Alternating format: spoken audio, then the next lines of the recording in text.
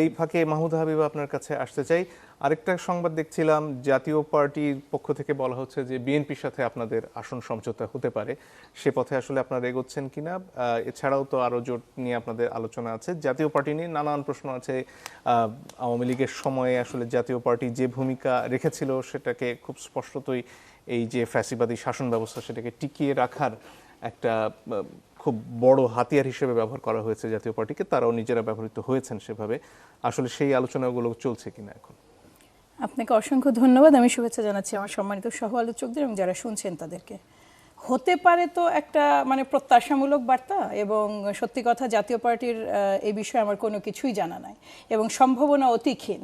এটার আমি কোনো সম্ভাবনা আসলে দেখতে পাই না। আপনি শুধু জাতীয় পার্টির কথা বললেন, তো এটা চরমোনাই, কিন্তু মানে কি বলে চরমোনা কি ওটা চরমোনাই পীর সাহেবের দল ইসলামিক শাসন আন্দোলন না, সেইটাও এনারাও তো আরেকটা খুব স্ট্রং পিলার যারা দীর্ঘদিন সহযোগিতা করেছেন এই কি বলে মানে ফ্যাসিজমকে টিকিয়ে রাখতে, ফ্যাসিজমকে একটা শেপ দিতে, ইসলাম ফোবিয়াকে যখন স্টাবলিশ করা হয় বাংলাদেশে তাদের মাধ্যমেই তো এটা জায়েজ করা হয়েছিল যে একটা ইসলামিক ফ্রন্ট তাদের আছে। সো ওই জায়গাটায় আমি কোনোভাবেই আমি ব্যক্তিগতভাবে বিশ্বাস করি, এবং আমার যতটুকু জানা আছে, দেখুন আমি অনেক আগেও বলেছি আমাদের আসলে কম্পার্টমেন্টাল বেসিসে কাজ করি আমরা, নেগোসিয়েশন বলুন, আলাপ আলোচনা বলুন, আমি কখনো কোনো ফোরামে এই দলটার কথা শুনিনি, মানে জাতীয় পার্টির কথা শুনিনি। কিন্তু আন্দালিব রহমান পার্থ অলরেডি একটা জাতীয় পার্টি আমাদের সাথে আছে, সেটা হচ্ছে আন্দালিব রহমান পার্থ। তিনি আমাদের একটা মানে যুগপৎ আন্দোলনের একজন নেতা। এছাড়া আমি তো আর কোনো সম্ভাবনা দেখি না। অনেক কিছু বললেন আমার সম্মানিত সহযোদ্ধা ছোট ভাইও, সেটাও তার মধ্যে একটা প্রধান হলো যে ছোট দলগুলোকে গিলে খাওয়া। ছোট দলগুলোকে গিলে খাওয়ার রাস্তা তো তৈরি করে দিয়েছেন এই আরপিওতে। আপনি গণতন্ত্রের সৌন্দর্যের মধ্যে এটাও একটা খুব বড় সৌন্দর্য মঞ্জুর ভাই, যে একজন নেতা তার রাজনৈতিক বিশ্বাস এবং তার আদর্শগত ভিন্নতা থাকতে পারে এবং তার একটা স্ট্রং ভয়েস থাকতে পারে। ক্ষেত্রবিশেষে তিনি কিন্তু একটা অনেক ক্ষেত্রে নিয়ামকও হয়ে উঠতে পারেন নানা বিষয়ে।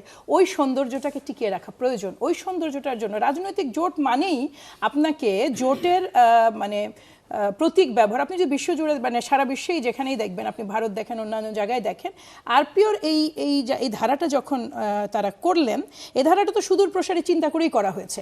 ছোট দলগুলোকে বিলীন করে দেওয়ার জন্য করা হয়েছে। ছোট দলগুলো বিলীন হয়ে আসলে থাকবে তাহলে কারা? এইটা তো রং। আমি এখন যদি আশরাফ কায়সার ভাই, তিনি একজন সফল জার্নালিস্ট, তিনি একজন বুদ্ধিজীবী, তিনি যদি মনে করেন তার মতধারার 10 জনকে নিয়ে তিনি একটা রাজনৈতিক দল করবেন, তার হয়তো সেই ধরনের জনবল বা সেই অর্থে বর্তমান রাজনীতির রেগুলার প্র্যাকটিসগুলো থাকবে না, কিন্তু পার্টি হিসেবে তার যদি একটা নিবন্ধন থাকে, তার কি রাজনীতি করার অধিকার থাকবে না? মানে ধরুন জোট করলেই যে আপনার নিজস্ব মার্কা নিয়ে করতে হবে, এই বাধ্যবাধকতাটা কিন্তু আপনি সুদূর প্রসারী যখন চিন্তা করবেন, আগামী নিয়েও ভাববেন, ছোট দলগুলো আসলেই আর অস্তিত্ব থাকবে না। ছোট দল আমরা যতটা না নিয়েছি, তার চেয়ে ছোট দল অনেক বেশি আগ্রহী। এটার প্রধান আপনি গণ অধিকার পরিষদটা আপনার চোখের সামনে এক্সাম্পল হিসেবে আছে। এইখানে একটা জিনিস হলো যে একটা লেভারেজ। আমরা যখন একটা আসন ভিত্তিক সমঝোতা করি, এনসিপি কি করেছে? আসন ভিত্তিক সমঝোতা করেছে। কাদের নিয়ে করেছে? সেখানে ইসলামী শাসনতন্ত্র আন্দোলন নাই? আছে তো। এই সমঝোতাতে তো আছে তাদের সাথে, তার মানে ওই জোটের কিন্তু ওই নামটা আসবে। তাদের সাথে অলি আহমেদ সাহেবের মতন ব্যক্তিত্ব আছেন, তাদের সাথে আরও দেখলাম আজকে 13টা দল, ভুল না হলে এবি পার্টিও তো থাকার কথা। এবি পার্টি যদি সম্পর্কে যদি এখন উচ্চবাচ্চা শুনি, কিন্তু যেহেতু তাদের সাথে ছিলেন, ধরে নিচ্ছি হয়তো আমরা সেটাও জানতে পারবো।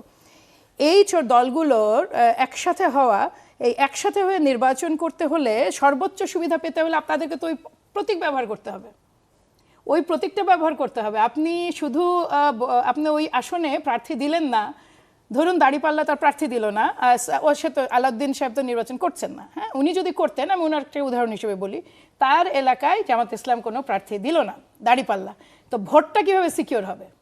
ভোটটা সিকিওর করার জন্য জামাত ইসলামে ক্যাম্পেইন করতে হবে এবং ঘরে ঘরে যেতে হবে। দেখুন, আরেকটা কথা বলে আমি এটা শেষ করি, জোটকে সাধুবাদ জানাই। জোট সবসময় একটা ইন্টারেস্টিং চেঞ্জ ইন পলিটিক্স, তারা নতুন যে জোট করেছেন সেটাতে আমি সাধুবাদ জানাই। কিন্তু দিন শেষে আপনি যখন বলছেন যে বড় দলগুলো ছোট দলকে খেয়ে ফেলছে, তখন এনসিপি ওয়াজ ভেরি হ্যাপি যখন এই আরপিওর এই ধারাটা আপনার কি বলে বহাল থাকলো এবং বিএনপি কিন্তু হেরে যায়, রিট করেছিল তারা এটা নিয়ে, তারা কিন্তু হেরে যায় এবং সেটা নিয়ে খুব মানে ফেসবুকে নানা ধরনের বাক্য বিশেষণ ব্যবহার করে মানে সেই বিজয় উল্লাস করা হয়েছিল। কিন্তু এটা কখনো ভেবে দেখা হয়নি যে বহু দল আছে যারা আজকে 8 বছর 10 বছর 15 বছর 20 বছর তারা সংগ্রাম করেছেন, কিন্তু তারা বাধ্য হয়েছেন এবার তাদের প্রতীকটাকে মানে কোরবানি দিতে। এইটার দায় কিন্তু আগামীতে যারা বহুদিন পরে, আজ 5 বছর পরে হোক মঞ্জুর ভাই, 10 বছর পরে হোক, এগুলো নিয়ে তো আলোচনা হবে। আলোচনা যখন হবে কতখানি যে এই দায়ভার কাঁধে চাপবে এটা আমার মনে হয় না যে এই আমার তরুণ বন্ধুরা এটা অনুধাবন করতে পারছেন। ধন্যবাদ।